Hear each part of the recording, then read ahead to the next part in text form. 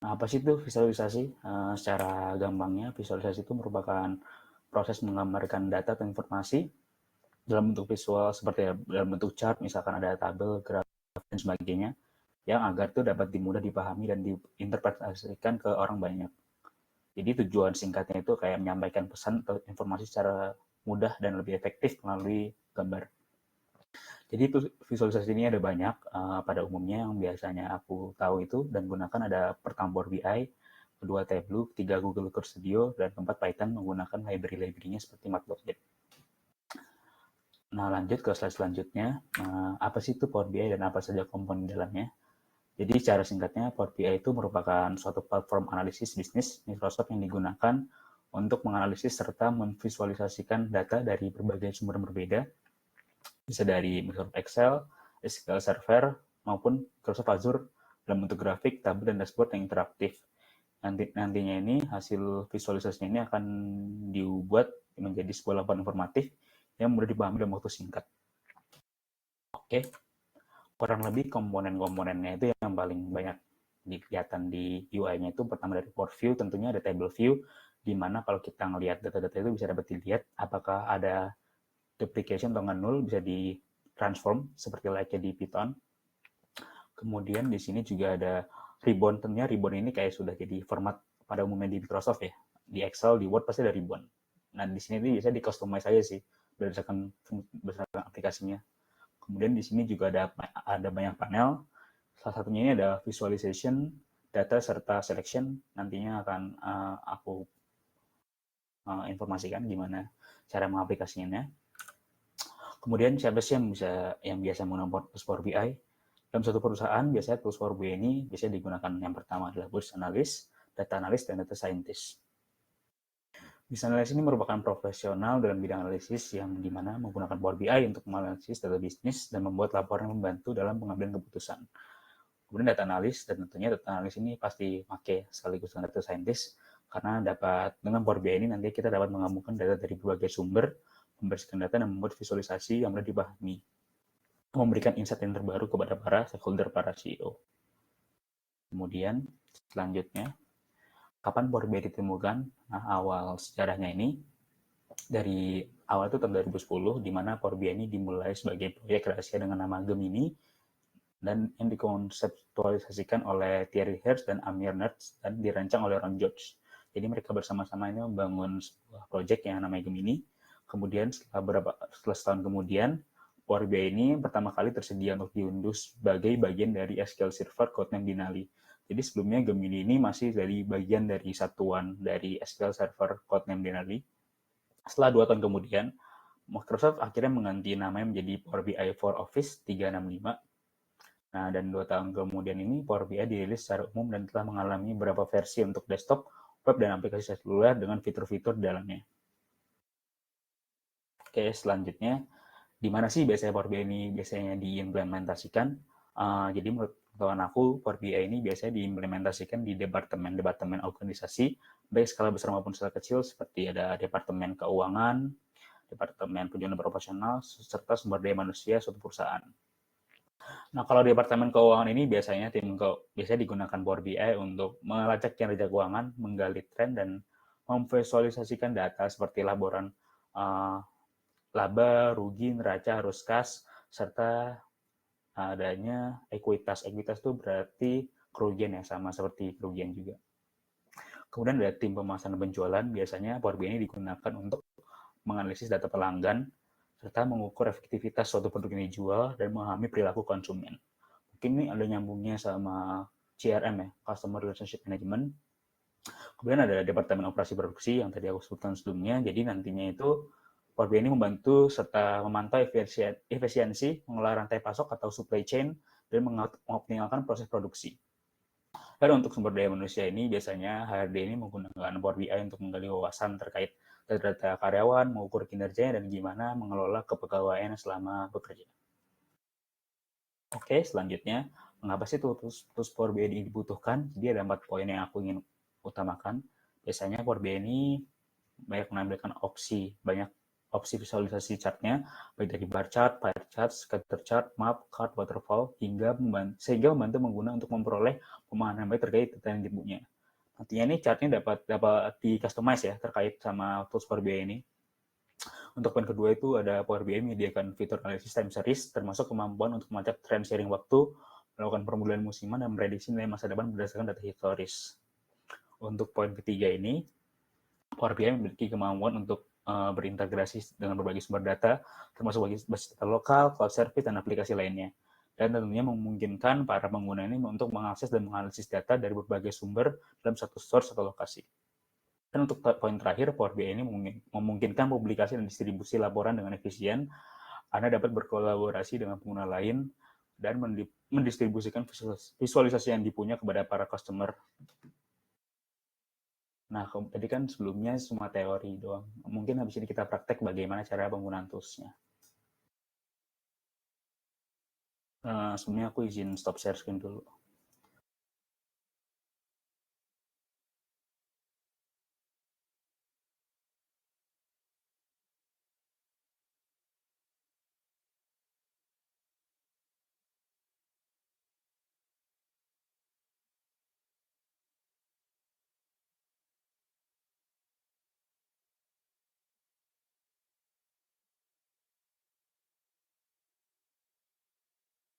Oke teman-teman, sebelum kita kayak mengaplikasikan Power BI ini, mungkin teman-teman bisa download terlebih dahulu ya Power BI desktopnya. Jadi websitenya sih di sini. Kayak misalkan kalau di ketik ini Power BI download kayak biasa, terus nanti diinstal dan di setup sesuai dengan aplikasi pada umumnya aja. Mungkin untuk penginstalannya sama setupnya aku tunggu sekitar 10 menit ya kawan-kawan. Makasih sebelumnya.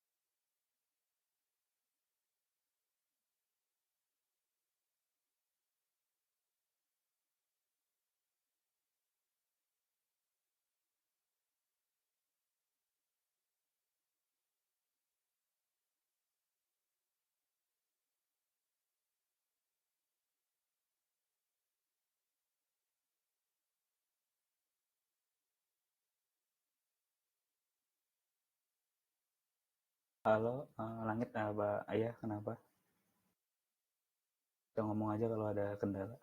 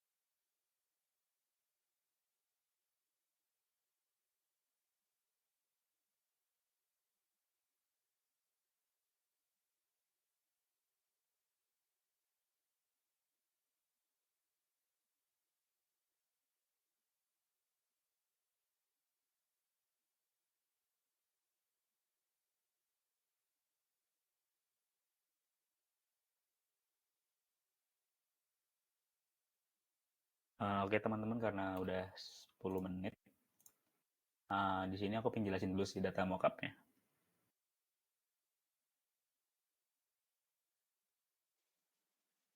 Jadi data mockupnya itu kayak, jadi sebelumnya menurut pengetahuan aku tuh kayak Power BI itu biasanya kayak mengevaluasi kinerja perusahaannya lewat KPI kalau kalian tahu. Jadi kayak semacam matrix yang digunakan buat kayak mengevaluasi kinerja, baik dari contohnya yang aku gunain ada finansial, customer, ada operasional, mungkin ada bisnis proses internal, sama learning and growth berdasarkan framework yang dipakai tiap perusahaannya. Jadi mungkin kayak gini, kayak isi dari tabelnya, kalau finansial tuh ada net profit sama cost investment sama ROI. Kemudian di sini juga ada cabang dan tanggalnya. Jadi kita akan nanti mau kayak KPI-nya tahun segini, terus tahun segini di cabang apa itu berapa. Nantinya aku bakal gunain ini sih yang customer sih, karena lumayan banyak, jadi bisa milih juga mana yang mau ditampilkan lewat dashboard ya. Oke, mungkin habis ini aku akan jelasin terkait aplikasi ke Power BI-nya. Aku izin stop sharing dulu sebentar.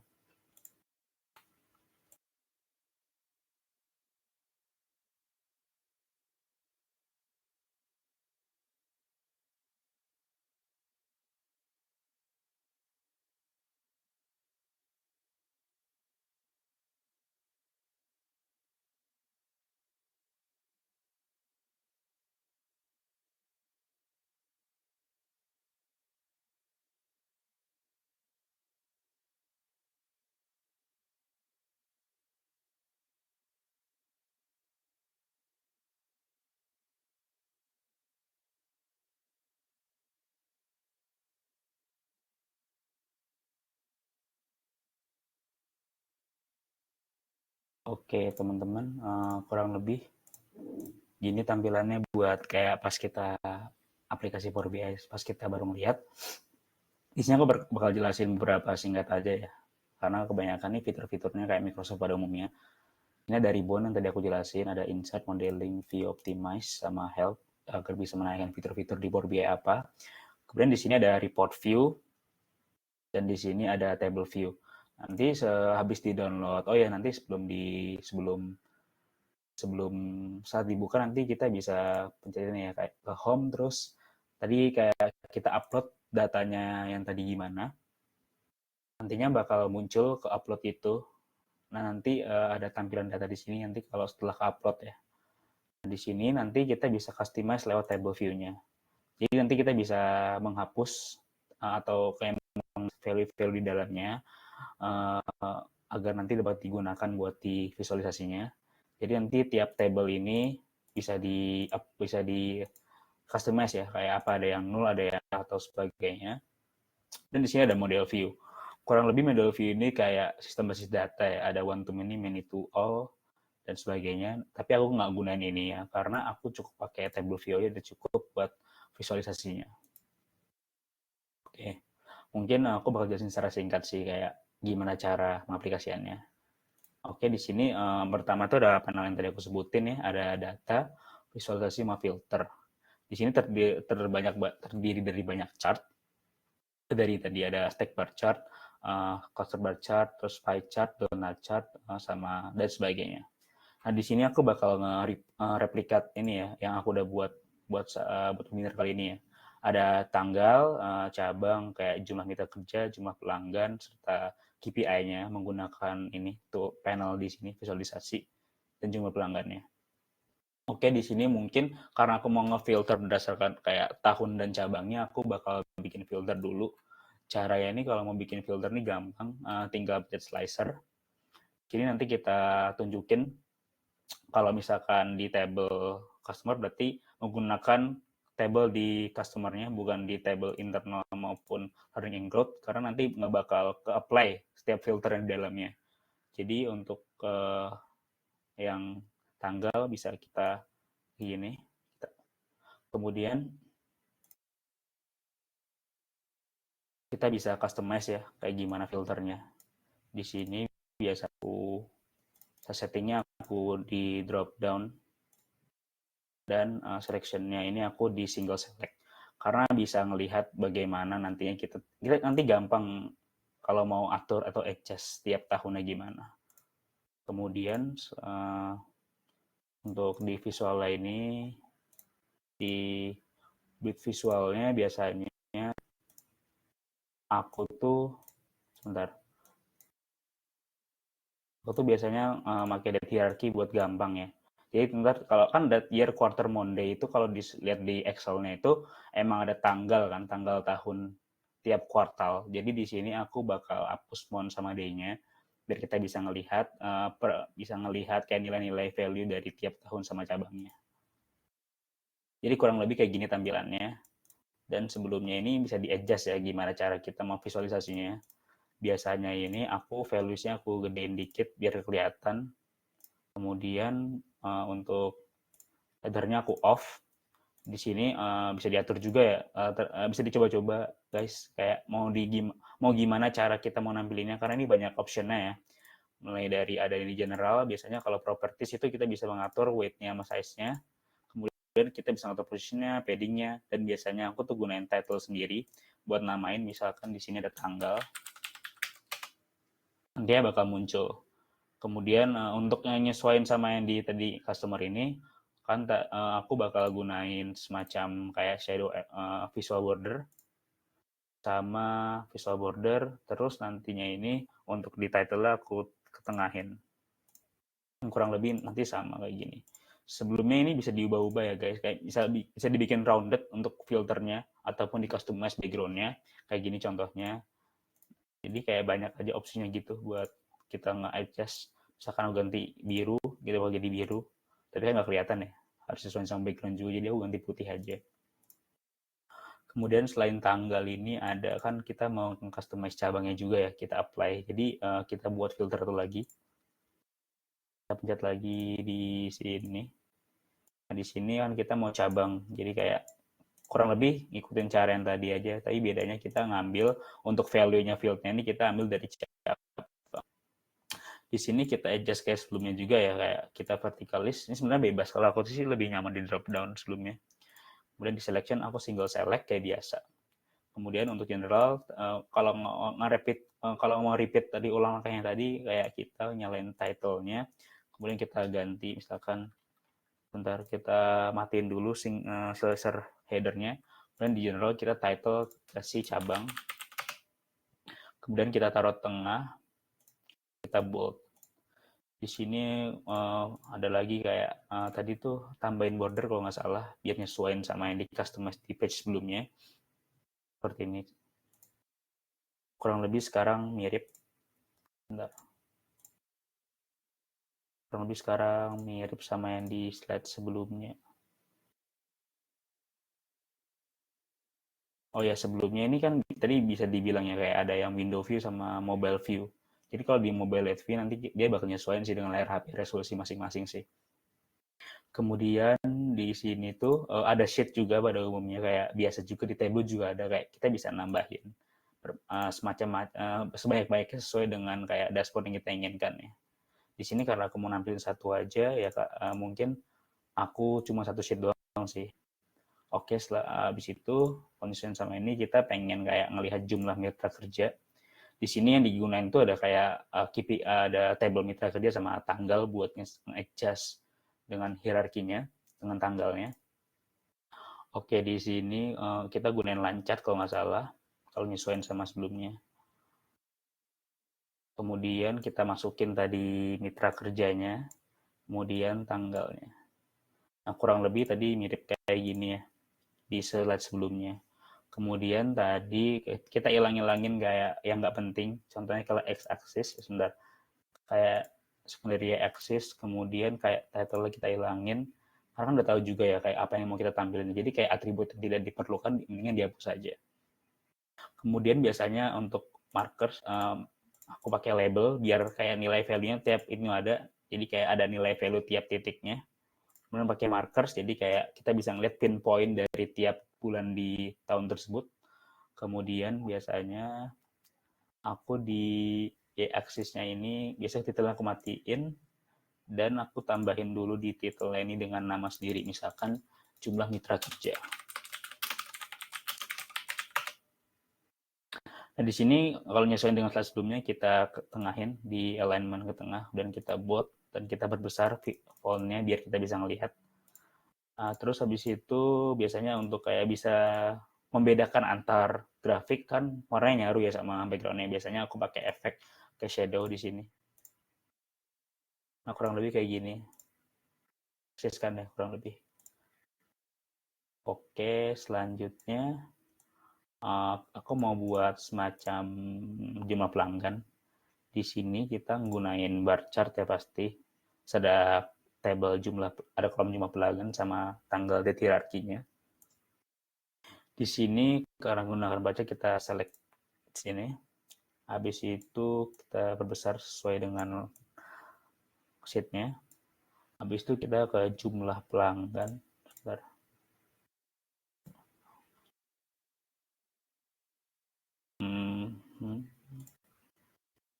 Kan habis itu kayak yang biasanya kan cuma pelanggan biar bisa ngelihat value-nya. Untuk x-axis-nya itu kita pakai tanggal kayak tadi aku bilang. Di sini kita hapus yang nggak penting ya, karena aku pengen lihat quarter sama tahunnya aja. Contohnya gini. Nah, habis itu biasanya aku sesuaiin lagi atribut yang mana penting, mana enggak. Untuk x-axis biasanya titelnya aku matiin, kemudian di axis aku juga matiin. Kalau mau memperbesar ini kita bisa dibesarin juga ya fontnya, jadi kayak makin gede gitu. Ntar values-nya sama axis-nya juga digedein juga bisa buat fontnya agar kelihatan. Kemudian biasanya di sini aku bakal hapus kayak tadi juga ya, mungkin aku bakal hapus titelnya karena nggak penting juga, karena kita pengen ngelihat kayak nilai benchmarknya antar kuartal. Terus aku biasanya pakai column data labels. Di sini kelihatan jumlah-jumlahnya sama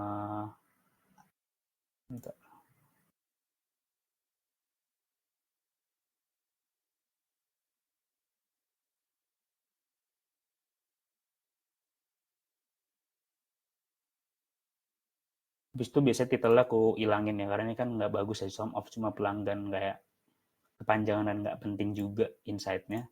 Jadi aku ganti di sini misalkan jumlah pelanggan. Oh ya, jumlah pelanggan ini berarti maksudnya jumlah kayak customer yang ini kerjasama dengan perusahaan. Karena ini seakan-akan study case kita bakal membuat dashboard buat kita tampilkan ke para stakeholder dengan perspektif di bidang customer atau pelanggan. Nah, di sini aku biasanya kayak yang tadi sesuai dengan slide sebelumnya, aku ketengahin dulu, sama aku adjust lagi sebentar.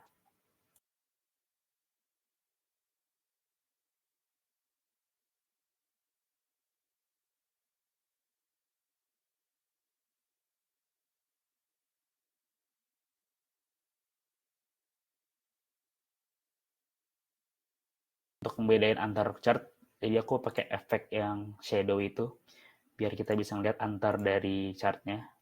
Jadi kan kelihatan mana yang jumlah mitra sampai mana batasnya, sama jumlah pelanggan sampai mana batasnya. Di sini aku sesuaiin lagi sama sheet-nya ya. Sebelumnya sheet-nya bisa di custom juga ya. Dan di ribbon ini kita bisa kayak quick measure tuh, kita bisa kayak menghitung KPI yang kita mau dengan kalkulasi kita sendiri. Ibaratnya kita bisa ngelakuin function SQL di sini biar bisa mendapatkan KPI yang kita mau, measure yang kita mau. Habis itu kita melihat jumlah hubungan mitra pelanggan, ini beda ya antar chart ini. Jadi ini jumlah hubungan mitra, harusnya mau jumlah pelanggan, ada kesalahan di saya. Oke, dia pasti pakai cluster bar chart, jadi kita mungkin bisa adjust juga di sini. Oh ya, sebelumnya kalau misalkan kurang lebih chartnya itu sama template-nya, sebenarnya kita bisa copy paste aja sih sebenarnya. Nanti kita bisa tinggal adjust aja semuanya. Ya misalkan tadi kan gini, kita ingin cluster bar chart, kemudian nanti bakal nge-adjust juga, kita hasilnya kita ganti. Untuk x-axisnya kita ganti dengan hubungan mitra, nanti bakal muncul seperti ini. Jadi hubungan mitra ini maksudnya dengan maksudnya perusahaan A misalkan sudah bekerja sama sebanyak 3 kali. Jadi itu muncul 3, dan selainnya dengan perusahaan yang sama dengan jumlah kali kerjasamanya. Kemudian kita ganti title-nya. sama kita kasih efek shadow juga di sini.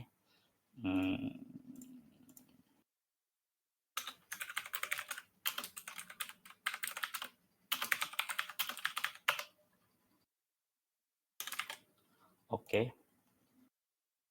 Kurang lebih seperti ini kayak kita nyesuaiin sama sheet sebelumnya. Di sini aku juga pengen nampilin KPI-nya. Jadi buat kita munculin ini KPI-nya agar kita bisa ngeliat nih. Jadi tuh profit dari tahun tersebut tuh melebihi kapasitas apa enggak, kan sebenarnya ada target ya kalau misalkan lihat di sheet di tabelnya. Oke, sebelumnya kita menggunakan ini yang KPI panel visualization maksud aku. Kemudian kita adjust aja sih ininya. Nah, nantinya itu kurang lebih kita masukin kayak apa yang kita mau dapetin dari KPI-nya ini. Karena kita kan di sini kita pengen misalkan jumlah pelanggannya, yang jumlah pelanggan indeks kepuasan hubungan pelanggan. Sebenarnya ini bisa di customize juga sih, kayak bebas memilih mana aja. Karena kita nyesuaiin sama sih sebelumnya, mungkin kita lebih enak ngikutin aja. Di sini kita pakai pelanggan perusahaan sama KPI-nya buat di value-nya. Oke, buat di sini untuk pelanggan perusahaan kita masukin ke value, terus di return akses kita juga kasih ke pelanggan perusahaan, dan untuk KPI-nya kita masukin di target. Nantinya ini kita bakal adjust dulu ya, biar kayak lebih enak juga dilihatnya. Pertama-tama seperti sebelumnya kita ke general, setelah kita hapus misalkan di sini KPI jumlah pelanggan. Jadi kita pengen nampilin berapa pelanggan yang kita dapat selama 1 tahun itu, dan apa capaian yang pengen kita dapat dalam 1 tahun itu. Jadi kita bisa benchmark ya, antara pelanggan yang didapat dengan pelanggan yang diinginkan didapatkan di tahun itu.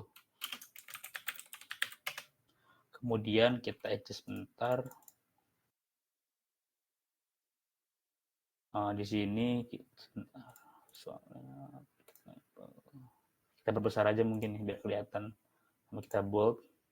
Habis itu turn axis-nya transparansi kita gedein juga biar kelihatan.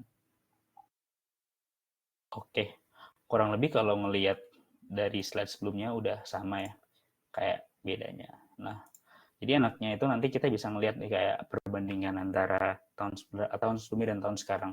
Misalkan tahun 2022, nanti kita bakal nyesuaiin gini. Grafiknya mungkin agak ancur, tapi kurang lebih kayak kita bisa nge-adjust sih. Kayak apa yang cuma mitra kerja dapat nih di tahun di cabang Surabaya, terus jumlah pelanggannya berapa, kerjasamanya berapa, ternyata KPI-nya di Surabaya ini berapa di tahun itu. Karena kan 4 ya, kalau di sini kan 53. Dan target itu sama dengan 50. Yang dimana itu kan melebihi KPI-nya. Jadi perusahaan itu terbilang dapat profit lah intinya. Kemudian di tahun, kita juga bisa nyesuaiin tahunnya juga ya, seperti yang aku bilang sebelumnya. Nah, di sini kayak KPI-nya lebih tinggi ya, 55%. Terus jumlah hubungan kerjasamanya, jumlah pelanggannya, jumlah mitra kerja ini disesuaikan dengan tadi tabel yang kita buat, dengan perolehan data yang kita dapat. Oke, kurang lebih kayak gitu sih guys, kayak secara singkatnya. Sebenarnya ini bisa dieksplor sendiri sih kebanyakan, karena aku juga kebanyakan eksplor sendiri.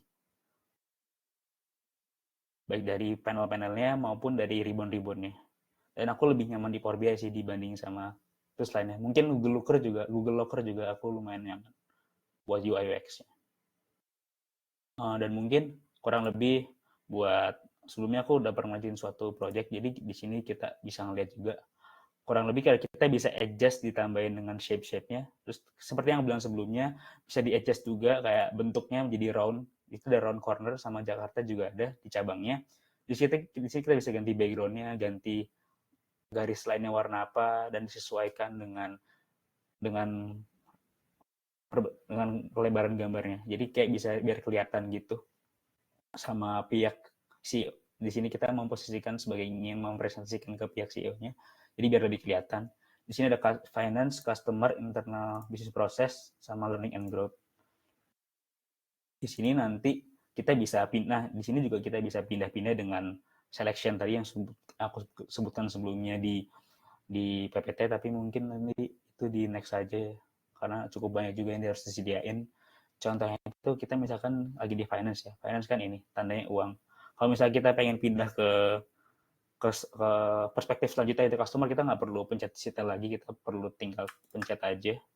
Ini kita bakal pindah juga. Dan kalau misalkan balik ke finance, kita tinggal klik ini aja, nanti akan balik sesuai dengan perspektif yang kita mau. Dan kalau ingin ke mana? Ke internal bisnis proses, kita juga tinggal pindah. Kalau misalkan pengen ke learning and growth, itu juga bakal bisa pindah secara otomatis dengan mengklik panel-panel yang kita udah buat sebelumnya. Di sini sebelumnya panel ini masih terhitung sangat simpel ya, karena kalau lihat di YouTube tuh banyak yang lebih bagus lah intinya dibanding punya aku. Oke, kurang lebih gitu aja sih yang mau aku tampilin sebelumnya. Aku izin stop share dulu ya. Kurang lebih itu aja sih guys yang mau aku tampilin. Kalau misalkan ada pertanyaan ataupun semacamnya bisa langsung rasain aja sebelum nanti aku end meet. Kasih sebelumnya.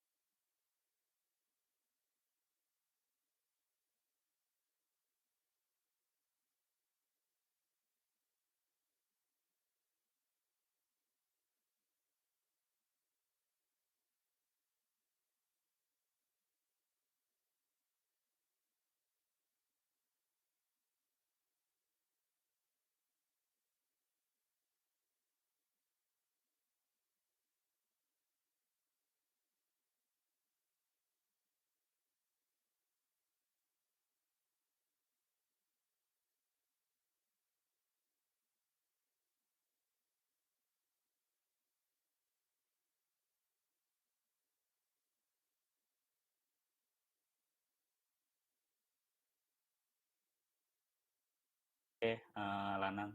Ini sepengetahuan aku ya. Mungkin ada teman-teman yang bisa korek yang udah pernah pakai sebelumnya. Kalau Power BI ini cocoknya ya kayak buat data-data kayak KPI sih, kayak di Excel gitu sebelumnya, karena aku lebih suka aja tampilannya kayak nggak sebanyak di Google Locker. Google Locker tuh cocoknya nih ya kalau misalkan kita pengen kayak nge-import data SQL secara langsung.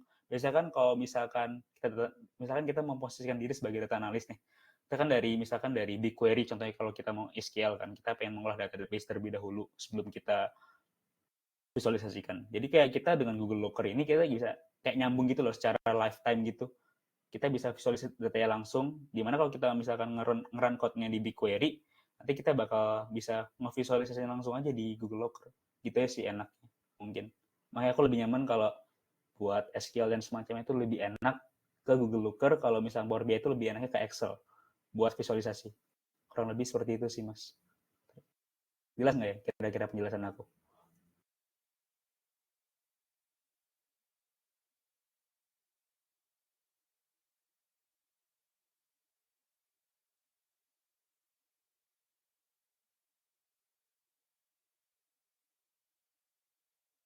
Oke, buat pertanyaan Febri ya. Sebelumnya, mungkin karena saya juga bertanggung jawab.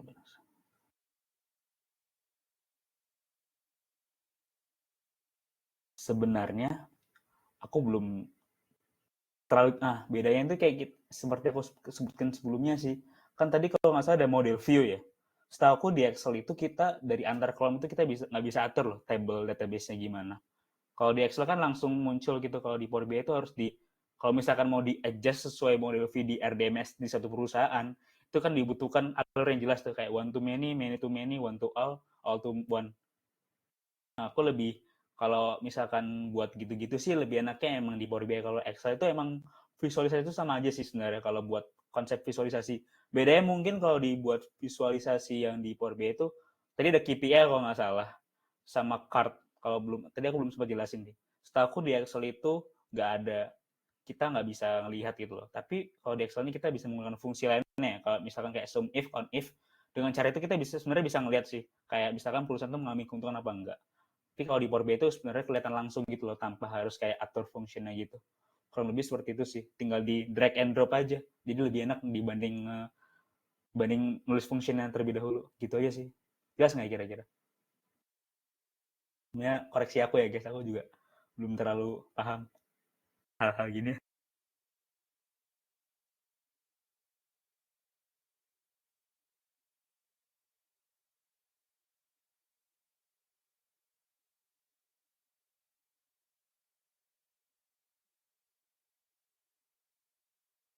Oh iya, ini pertanyaan bagus ya. Jadi ini bisa data real time sebenarnya, Excel nih. Eh aku bisa nyontoin sekarang sih kalau mau sih.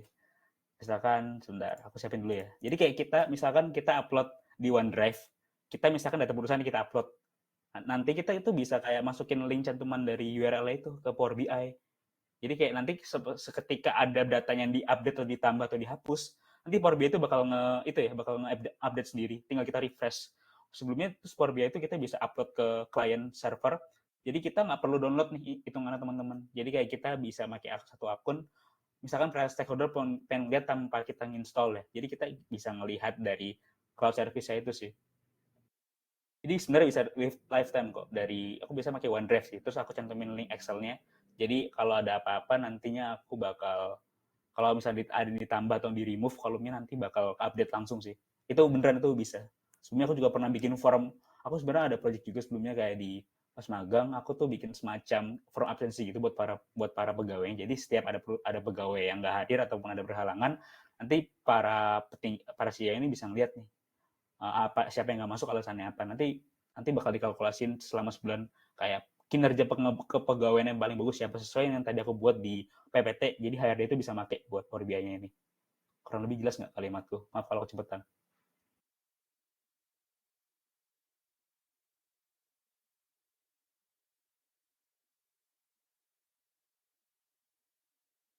Datanya datanya aman karena kalau misalkan kita di corporate ya, kalau misalnya kita di corporate gitu pastinya kan pakai akun perusahaan dong.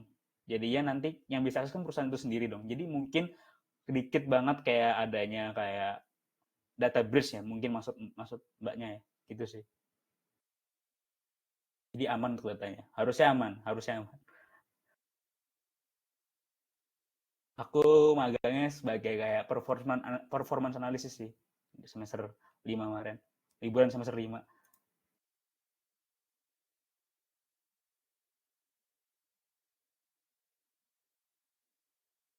Aku magang kurang lebih sebulan sih, karena ada pemilu jadi harus balik juga ke rumah buat nyoblos.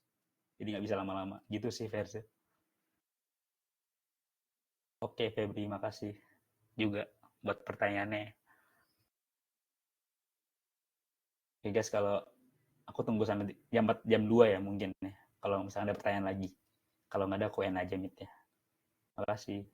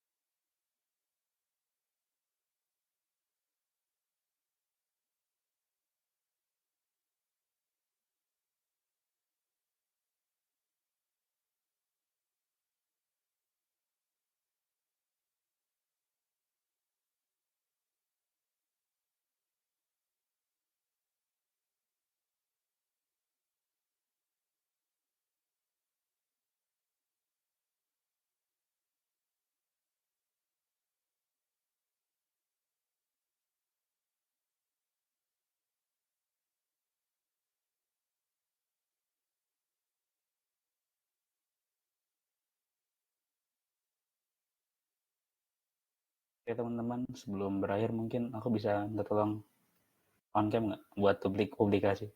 Kalau keberhalangan nggak apa-apa kok, yang bisa aja sebelumnya.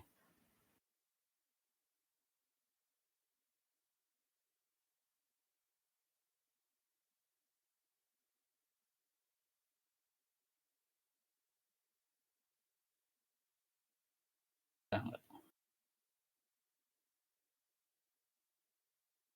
oke, aku izin SS ya. Satu, dua, tiga.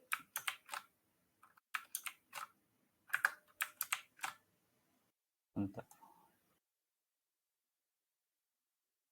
Oke teman-teman, mungkin itu aja ya yang aku mau sampaikan. Sebelumnya terima kasih banget udah join webinarku. Dan mohon maaf tadi ada kayak kata yang harus yang nggak diucapin ya, tadi sempat kamit ya. Mohon maaf teman-teman, kurang lebih ya. Terima kasih ada join. Sorry banget ganggu waktu liburnya. Boleh izin, boleh live ya teman-teman.